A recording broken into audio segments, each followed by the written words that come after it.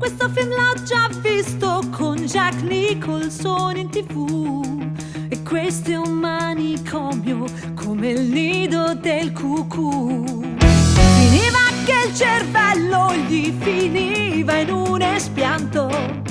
Questo film l'ho già visto. Dio quanto pianto, Dio quanto pianto. La procedura moderna è pulita e semplice. L'elettricità utilizzata è sufficiente a malapena ad accendere una lampadina da 100 watt. Non pensi che m'annullerò per lei? No, non ci contate. Non so se